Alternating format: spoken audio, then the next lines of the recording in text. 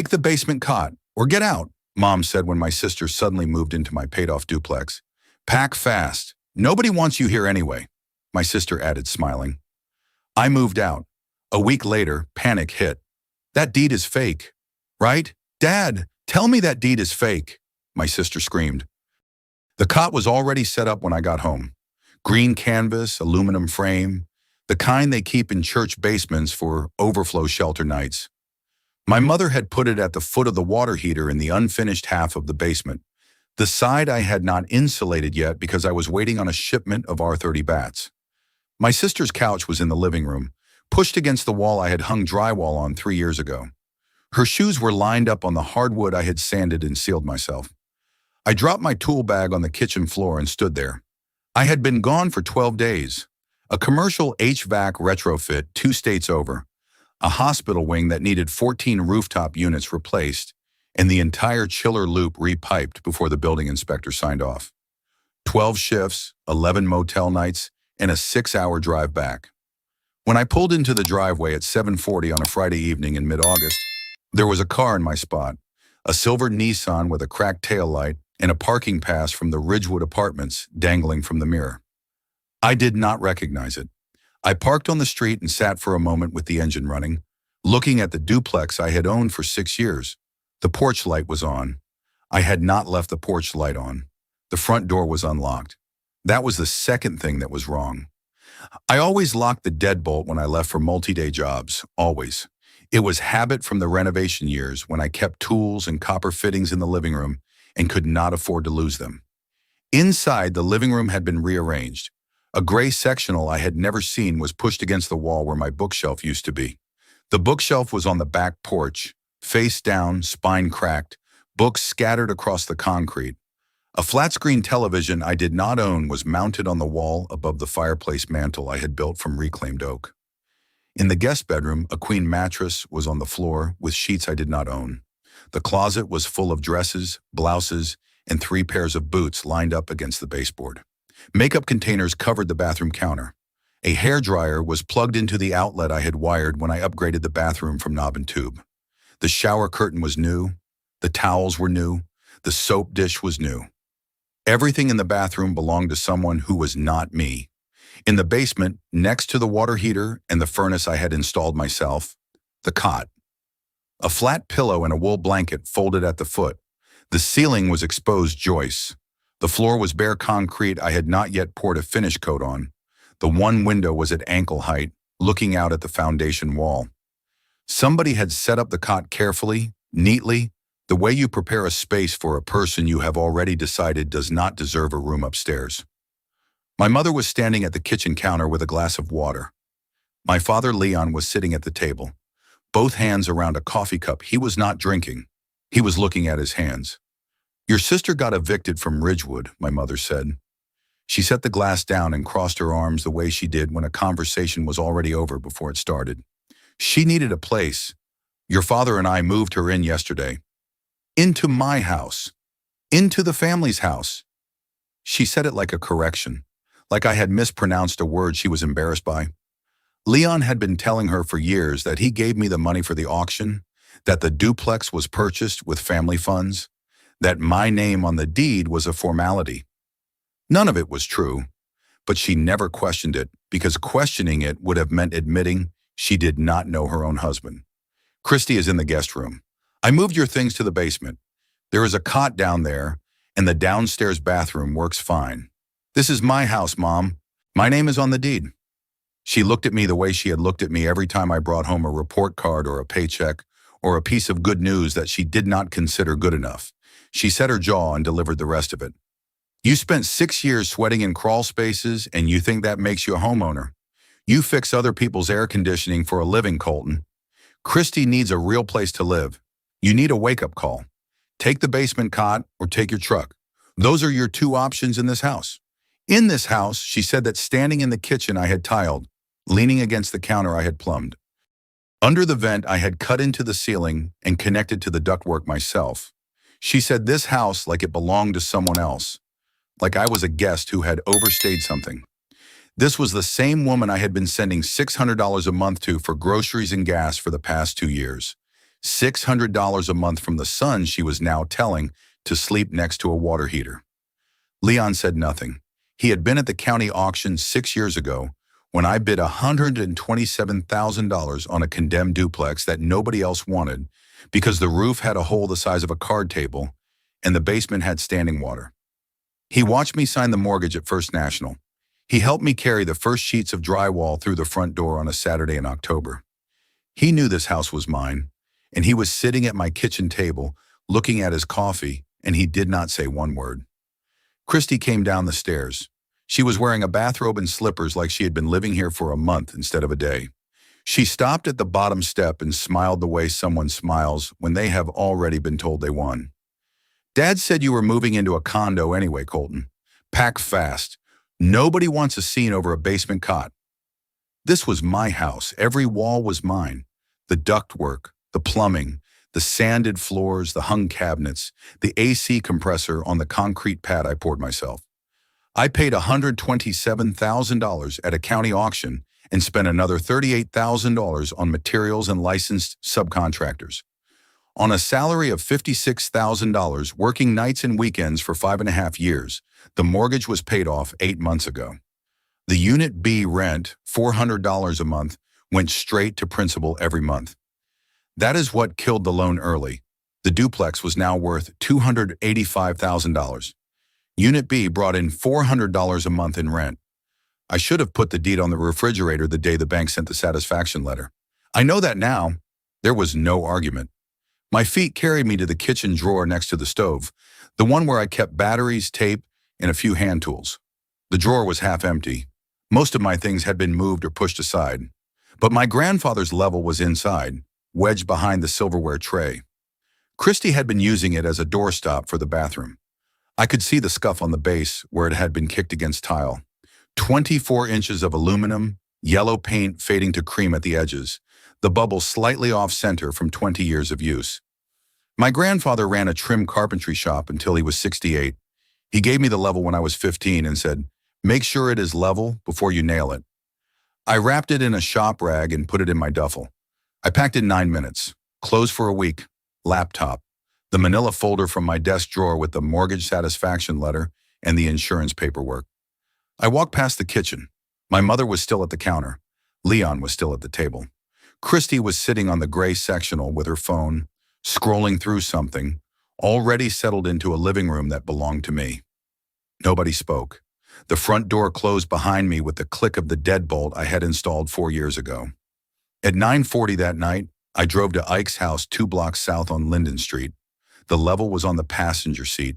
The bubble was centered. I packed my duffel and walked out of my own front door. But walking out does not mean walking away. Subscribe to Betrayal Unfolded, because the legal storm that came next is exactly why you are here. Ike opened the spare room door and pointed at the bed. "Sheets are in the closet," he said. He did not ask what happened. Ike was a retired general contractor who had spent 30 years framing houses, reading blueprints, and solving problems that other people caused. He made decisions in about 15 seconds and regretted them in about 0. He saw the duffel. He opened the door. That was enough for tonight. Saturday morning, I sat at his kitchen table with a cup of coffee that tasted like roofing tar and a knot in my chest that had been tightening since the moment I saw Christy's couch against my wall. I told him everything. The cot, the sectional, Christy's bathrobe and slippers, my mother's voice telling me to take the basement or the truck. Leon sitting at the table with his hands around a cup he never drank, saying nothing, knowing everything. Ike listened without interrupting. He drank his coffee and set the cup down twice and did not refill it. When I finished, he asked one question. "Is the deed in your name?" "Yes." He picked up his truck keys from the hook by the back door. "I need to see the outside." He drove to the duplex and walked the perimeter without entering. He did not knock. He did not speak to anyone inside. He walked the property line the way he used to walk job sites, eyes moving from the foundations to the roof line, stopping at every change, every patch, every piece of work that had been done since his last visit. He took photographs on his phone with the patience of a man who understood that evidence was more useful than anger. A rented dumpster was in the driveway, half full of drywall scraps, old carpet, and sections of baseboard I recognized from the first floor hallway. New exterior light fixtures had been installed above the side door, fixtures I had not bought and had not authorized, wired into a junction box I had installed 3 years ago. A contractor's pickup truck was parked behind the dumpster with a magnetic sign on the door. Ferris Construction. Ike texted me 4 photos and a message. The dumpster has pieces of a load-bearing stud wall in it. I can see the top plate markings, and the header section they threw out is undersized by at least 3 inches. No permit on file with the county. I checked before I drove over. They were renovating my house, tearing out walls I had framed, replacing fixtures I had wired, pulling up baseboard I had cut and nailed, all without my knowledge, without a building permit, and without any legal right to touch a single nail I had driven. Sunday, I drove to my bank and opened the safe deposit box. The deed was inside the envelope where I had kept it since the day it was recorded. I slid it out and held it under the fluorescent light. My name, sole owner. Recorded with the county clerk's office. Mortgage satisfied, confirmation dated 8 months prior. The paper felt heavier than I remembered, or maybe I was holding it differently now that someone had tried to take what it represented. That afternoon, I called Solano. Ike had used him for a boundary dispute 2 years back and said he was the kind of attorney who returned calls on Sundays and did not pad his invoices. He answered on the 3rd ring. I had an appointment for Monday morning. The deed stayed in the manila envelope on the kitchen counter. Everything was ready. Monday, day 3. Solano's office was above a print shop on Granger Avenue. He had a desk buried in folders, a window that overlooked a parking lot, and a framed diploma from a law school I had never heard of that had clearly taught him everything he needed. I set the deed on the desk. Next to it, I placed the mortgage satisfaction letter, the county tax receipt from last year, and Ike's 4 photographs of the unpermitted work. He pulled up the county records on his laptop, cross-referenced the recording number, verified the parcel ID and the legal description, and compared the deed to the online record line by line. When he was done, he leaned back and folded his hands behind his head. "This is not ambiguous," he said. "You are the sole owner. Recorded, stamped, and confirmed. The mortgage is satisfied. There is no joint tenancy, no transfer on death designation, no family trust, no cosigner. No one else has a legal claim to this property. Your parents cannot move someone in any more than a stranger on the street can. So I can remove them." "You can, but here is the wrinkle. Your father used a key to let your sister in. That means she did not break in. In the eyes of the law, she was given access by a family member who appeared to have authority even though he did not. That makes this a civil matter, not a criminal trespass. You need to serve a formal eviction notice. 14 days is the minimum for unauthorized occupants in this state." "What about the damage to the property?" "Unauthorized alterations by a non-owner. You are entitled to full restoration costs. The load-bearing wall removal alone could run several thousand." He turned Ike's photos on the screen. "That header is dangerously undersized. If this were an inspection, they would red tag the building. I want a structural engineer to verify, but based on what your friend photographed, you are looking at significant remediation." He picked up his pen. "One more question. Has anyone signed any agreements with the contractor on behalf of the property?" "I do not know yet. Find out. If your father signed a contractor's agreement representing himself as the owner, that is not just a family dispute. That is a false representation of ownership on a legal document. The contractor relied on that representation to perform work. Your father would be personally liable for the entire cost, and the county can investigate it as fraud." Day 4, Tuesday. The Duplex was on my route home from a service call at a strip mall on Route 9. There was no plan to stop. The corner came up and my foot lifted off the gas. The contractor's truck was still in the driveway, and Leon was on the front porch. He was standing next to a man in a gray polo shirt with a clipboard tucked under his arm. Jim Ferris. They were talking about the basement, Leon had his hands in his pockets and his chin up, the posture of a man who was comfortable making decisions about things he owned. Except he did not own this thing. I pulled over half a block past the house and lowered my window. Leon's voice carried across the hedges. He was not whispering. He was not careful. He did not expect anyone to be listening because he believed he was right. And people who believe they are right do not check for witnesses. I need the basement converted to a full bedroom, he said. Egress window, drywall, drop ceiling. My son moved out. The property is mine. The property is mine. 4 words. My father said them standing on the porch of a house I bought at a county auction for $127,000, renovated for $38,000, and paid off with 5.5 years of HVAC wages. He said them to a licensed contractor who was writing them down on a legal agreement. He said them like they were true, and Ferris believed him, because why would a father lie about owning his own son's house? I lifted my phone and recorded 30 seconds. Leon's voice, the contractor's nod, the words, "The property is mine," captured in a file with a timestamp. I pulled away before either of them turned around and drove straight to Ike's house. I sent the audio to Solano. He called me back in 18 minutes. Since he was saying it on the front porch in a normal speaking voice, there is no expectation of privacy.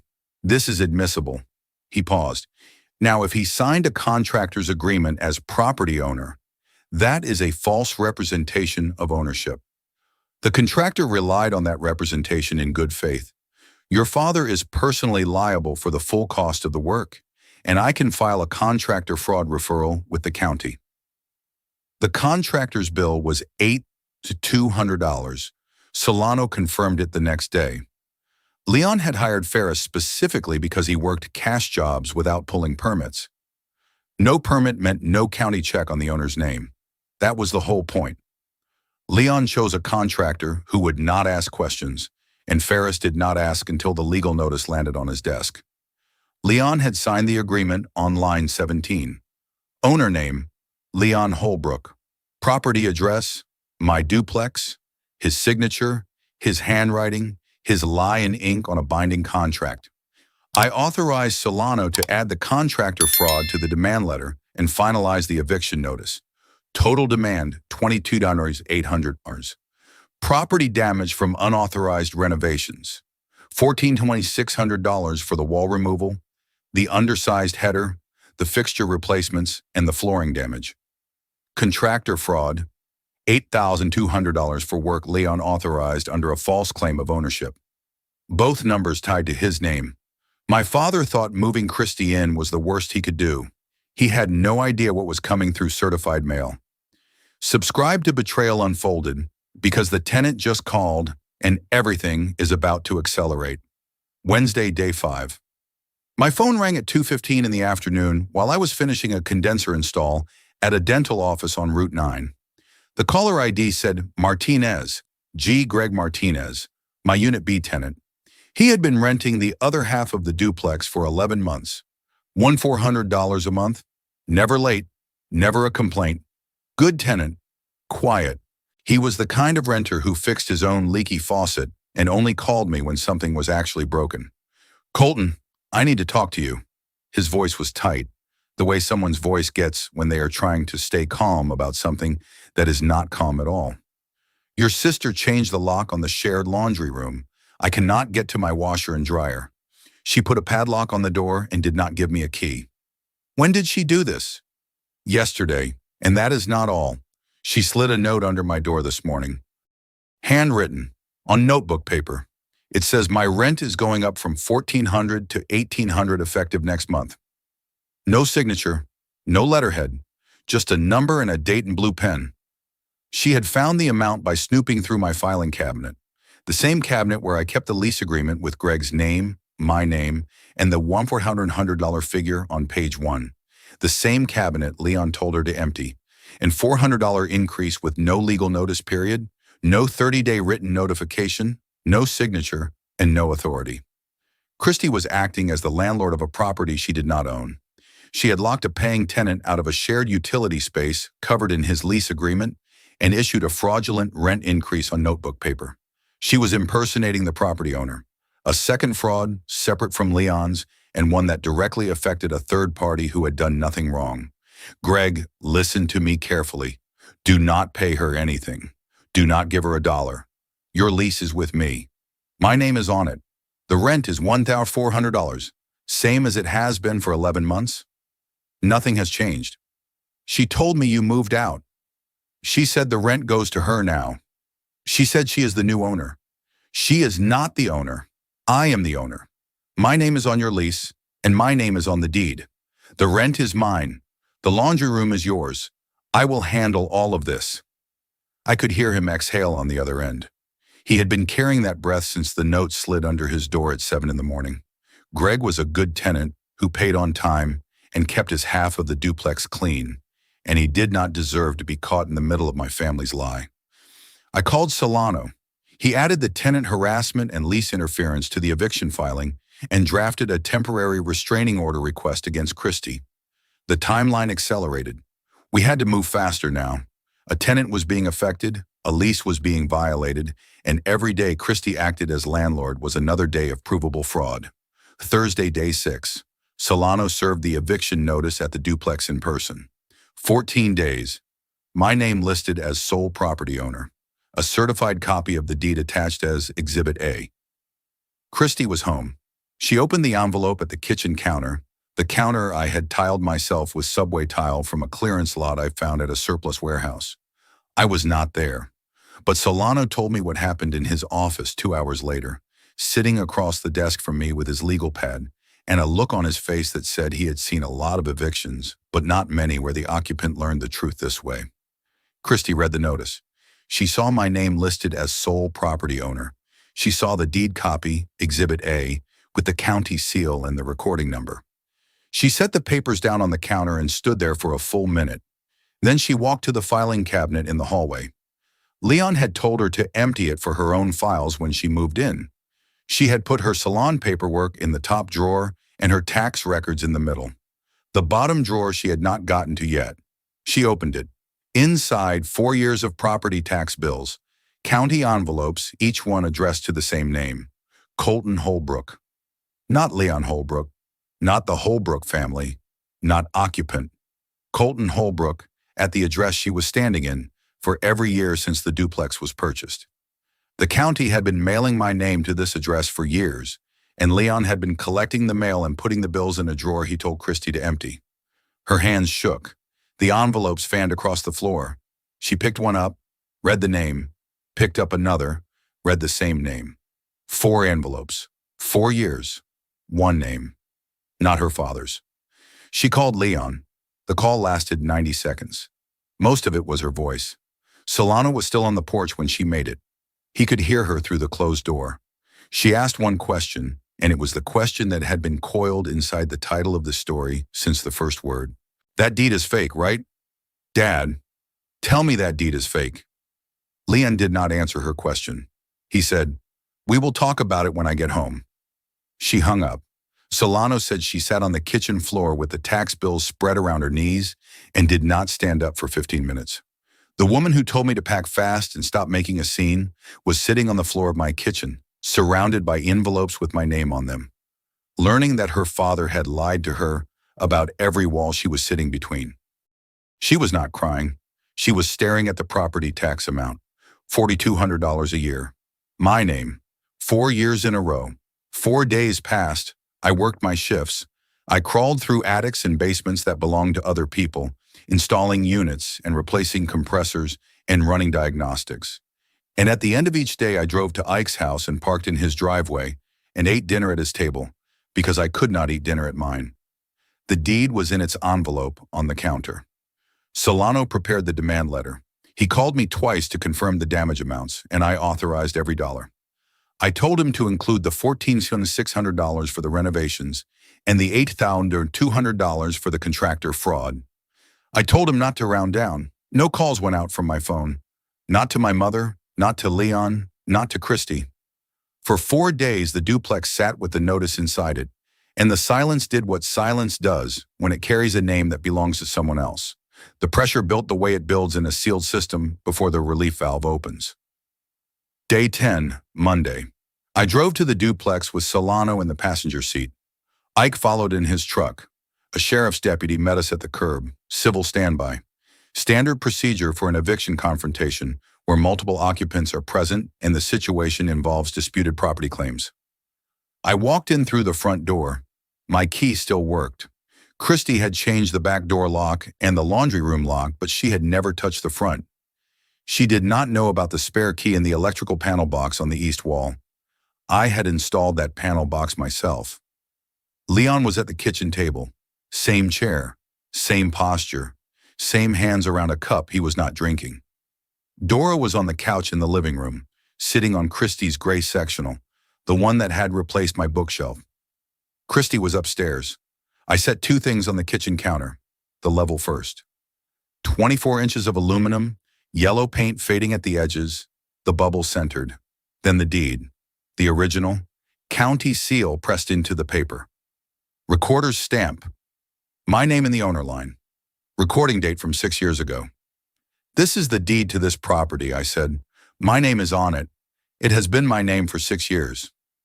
Leon looked at the deed on the counter. He did not pick it up. That property was a family investment, he said. His voice was lower than normal.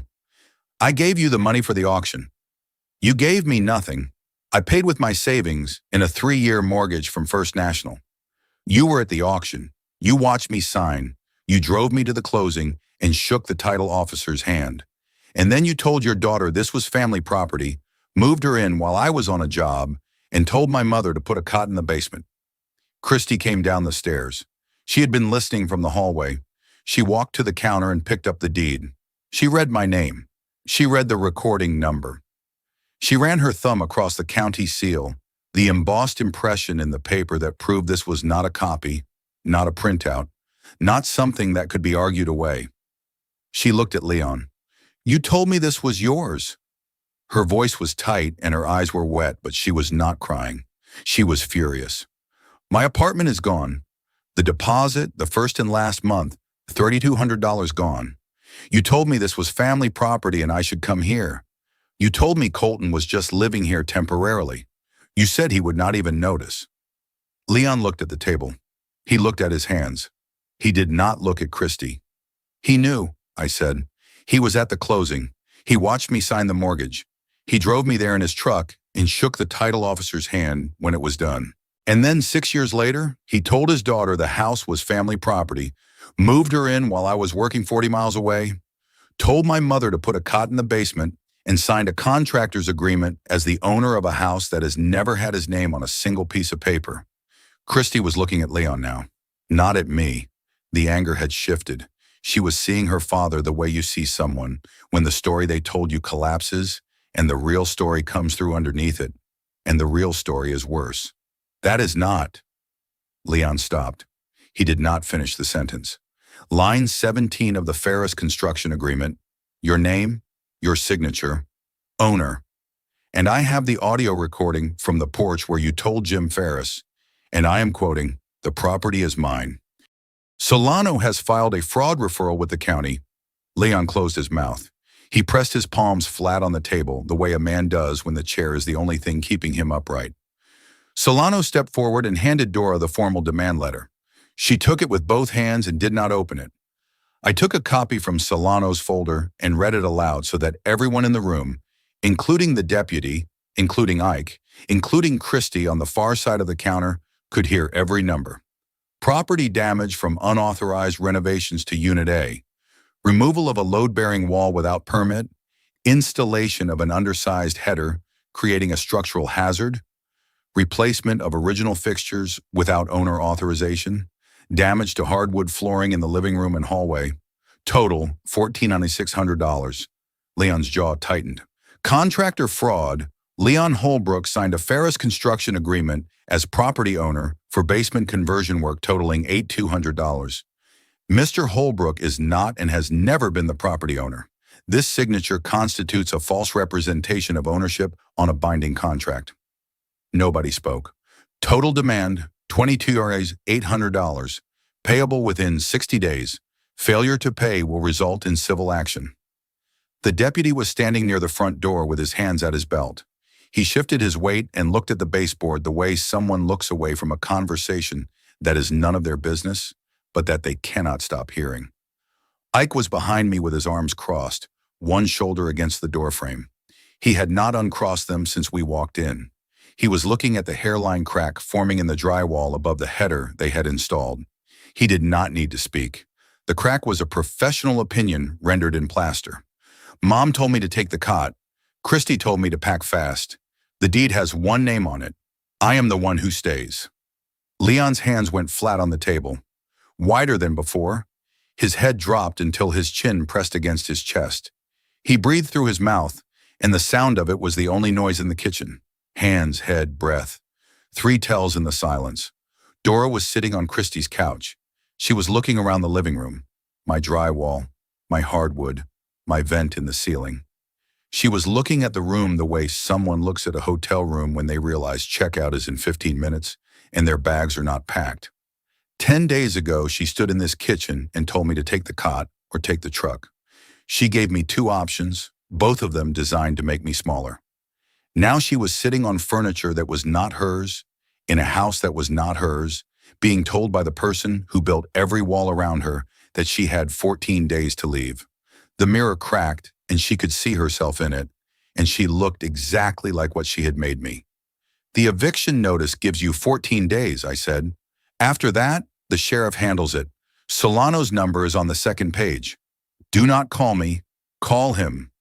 Leon lifted his head from his chest. His eyes were red but dry. He gathered something that looked like dignity but was closer to desperation, and he tried one last time. The pipes in this house were changed before you were born. By me. Every wrench skill you have, every joint you know how to sweat, came from my hands. This was my house first. The room was quiet.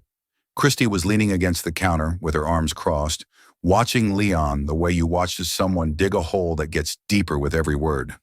The deputy looked at his shoes. Ike did not move. This house was condemned when I bought it, I said. The county had boarded the windows. The roof had a hole I could see the sky through. The basement had 6 inches of standing water. You never lived here. You never paid $1 toward the purchase, the renovation, or the mortgage. You helped me carry drywall one Saturday, and I thanked you for it, and that is where your contribution ended. You signed a contractor's agreement as owner of a house you do not own. That is not family history, Dad. That is fraud. Leon had nothing after that. He put his hands back on the table. His head did not drop this time. He stared at the deed on the counter, and he did not blink, and he did not speak, and he did not move. I walked out through the front door. Solano followed, the deputy followed. Ike was already at the truck. On day 24, the contractor learned the truth. Solano's demand letter referenced the Ferris construction agreement and included a copy of the deed. Jim Ferris called Leon on a Tuesday afternoon. You signed my agreement as owner of a property you do not own, Ferris said. I pulled the county records myself. That property belongs to your son. It is a family situation, Jim. It is an $8,200 situation. I did the work in good faith based on your representation. I expect payment by end of month, or I file in small claims court. Your choice. Leon could not pay $8,200 from his warehouse supervisor salary. $48,000 a year, after taxes and rent and Dora's home health aid income, left nothing for a bill with 4 figures. And $8,200 was not the end of it. The county cited the property for unpermitted demolition of a load-bearing wall. The fine was $4,500 assessed to the person who authorized the work. Leon. His total was now $12,700.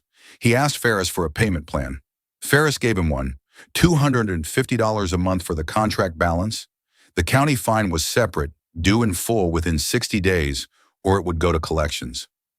Leon would be writing checks for years for a basement conversion in a house he did not own. Christy's boyfriend learned the full story on day 35 from a mutual friend at a cookout.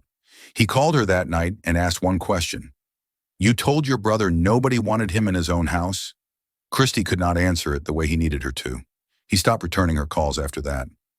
On day 28, the county investigator contacted Leon, a formal notice of investigation regarding the false representation of ownership on the Ferris construction agreement. Leon was asked to provide documentation demonstrating his legal authority to sign as property owner of the duplex. He had none. No deed, no trust document, no power of attorney, nothing. The investigation remained open for 90 days. No arrest. But Leon's name was now on a county file with the word fraud next to it, and that file would follow any property transaction he attempted for the rest of his working life. Christy moved out of the duplex on day 19, 5 days before the deadline. She loaded her car and called Dora for help with the sectional. They moved it back to Leon and Dora's house in a borrowed truck. Christy slept in her old bedroom that night. She did not unpack the boxes. She stacked them against the wall and left them there. I called Greg Martinez the day after the confrontation. The rent is $1,400, same as your lease says. The laundry room lock will be replaced by tomorrow morning. I am sorry for the disruption. Greg said, thank you. 2 days later, a six-pack appeared on my front step with a note taped to the cardboard.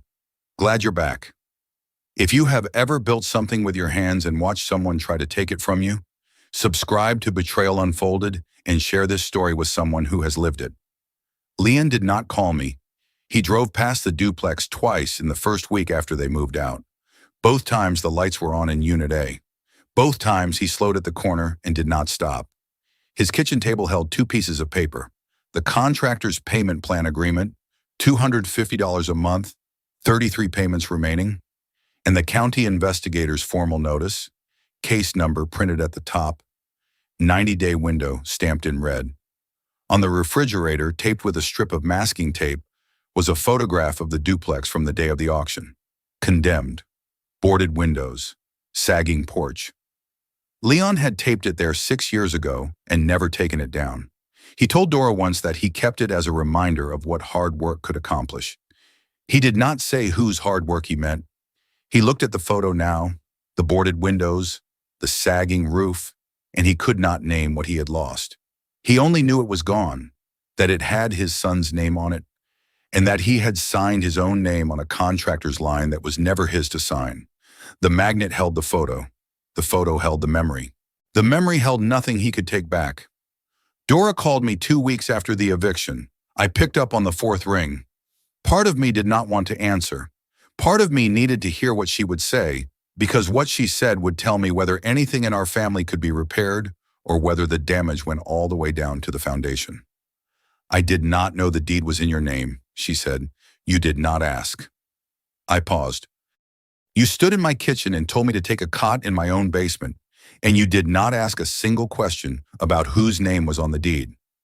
You did not ask because you did not want to know, because knowing would have made it harder to do what Dad wanted. 6 seconds of silence, she hung up. She did not call again. The grocery bill at Dora's house went up that month. The $600 I had been sending every month for food and gas stopped the day the eviction notice was served. She poured her coffee in the morning and sat at the kitchen table she had set for 4 people for 30 years. There was no chair for me at it. There never had been one. Not because the table was small, but because nobody had thought to add one. That was the problem she was only now beginning to see. And it was the kind of problem you cannot fix with a phone call or a laminated excuse. 5 weeks later, a text from Christy. I should not have said nobody wants you here. I did not know it was your house. That does not make it okay, but I need you to know I did not know. I read it 3 times, set the phone down, picked it up 3 days later and typed 4 words. I know. Dad knew. The door was not open, but it was not locked. Christy signed a lease on a studio apartment 6 weeks after the eviction. $1,050 a month. Her name on the lease. A box of clothes she had not unpacked sat against the wall by the bathroom door. The salon was 12 minutes away. She made the drive in silence and came home to a place that had no gray sectional, no guest bedroom, and no brother in the basement. She was starting over from a place she should never have left, and the distance between Ridgewood and this studio was measured in trust, not miles. Saturday morning, 7 weeks after the eviction, I stood in the living room of Unit A with a putty knife and a tub of spackle. The wall where Christie's movers had scraped the drywall carrying the sectional out had 3 gouges, each one a 1/4 inch deep. I filled them one at a time, smoothed the compound flat, and waited for it to dry. The cabinet above the stove that they had knocked loose took another 20 minutes. I rehung it with the same screws and the same toggle anchors I had used 4 years ago. The holes still fit. The anchors still held. That was the thing about doing the work right the first time. The structure remembers. Ike came over at noon with a circular saw, a drill, and a steel beam he had sourced from a salvage yard on Route 7. He set his toolbox on the basement floor and looked at the ceiling joist the way a doctor looks at an x-ray. 3 inches short, he said, and they used construction screws instead of through bolts. This would have bowed within 6 months. We replaced the undersized header that Ferris had installed. The beam they put in was 3 inches short and was already bowing under the load. We sistered a proper LVL alongside it and bolted it through with carriage bolts every 16 inches. When the last bolt was tight, I took the level from my truck and laid it across the top of the new beam. The bubble sat dead center between the lines. Bubble centered. The structure remembers what you build into it. 3 hours of work. Ike stood back and looked at the ceiling and nodded once. The way a contractor nods when a repair is correct and he has nothing to add. "You hung my pergola for free last June," he said. "We are even." When the dust was swept and the tools were cleaned, I carried it from the basement through the kitchen, past the counter where I had laid the deed, down the hallway to the utility closet at the back of the house. The hook was on the wall where I had screwed it in 4 years ago with a single drywall anchor. I hung it back where it belonged, bubble-centered. The aluminum caught a strip of afternoon light from the closet window and held it. My grandfather told me to make sure it is right before you nail it. I did. Every shelf, every cabinet, every thermostat in this building. Some things you get right the first time, and they hold. I walked to the kitchen and filled the coffee maker. Through the wall, I could hear Greg's television in Unit B, a baseball game, the low murmur of a crowd. The AC hummed through the vents I had installed 4 years ago. The compressor on the concrete pad outside was still running the same way it ran the day I tested it. I mounted that unit myself. It still runs. The coffee dripped. The duplex was finally quiet. My name was on the deed, on the mailbox, and on the lease in the filing cabinet. The house was mine. It always had been. And the walls knew it.